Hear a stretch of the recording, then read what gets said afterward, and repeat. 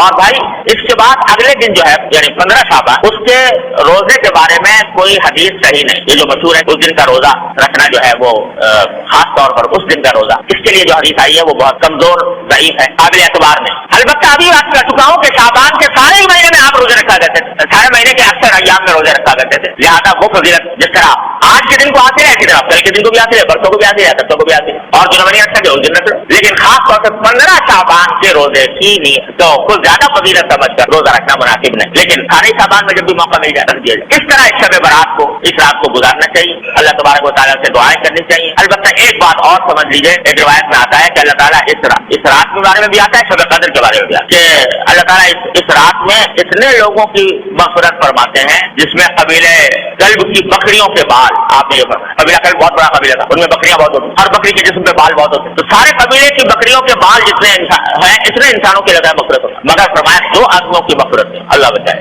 ایک وہ جو کسی مسلمان سے کینہ رکھتا ہو، کسی مسلمان کینے کے معنی یہ کہ اس کی بدخواہی پر آمادہ ہو، بلا وجہ اس کو برا سمجھ کر اس کو تکلیف پہنچانے اور اس کو ذلیل کرنے کی فکر میں رہتا ہو، اللہ بچائے. ایک تو اس سے گناہ معاف نہیں ہوتی اس طرح، اور ایک فرمایا وہ جو اپنے پاجامہ شلوار پتلون جو بھی پہنے ہوئے ہے اس کو ٹخنوں سے نیچے لٹکائے، اللہ بچائے. تو اس کے بارے میں بھی حدیث میں آتا ہے. لہذا اس کا اہتمام کرنا چاہیے، ہمیشہ ہی کرنا چاہیے کہ اللہ تعالیٰ کسی مسلمان کے خلاف دل میں کینہ رکھنے سے محفوظ رکھے. ارے بھائی کوئی اگر کسی سے کوئی غلطی ہوئی ہے تو اس غلطی کا اس سے بتا دو، معاملہ صاف کر لو.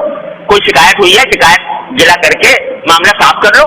اور تمہیں شریعت نے یہ بھی حق دیا ہے کہ جس نے جتنی تکلیف پہنچائی ہے تم اتنی اس کو بھی پہنچا دو، بدلہ لے لو برابر کا.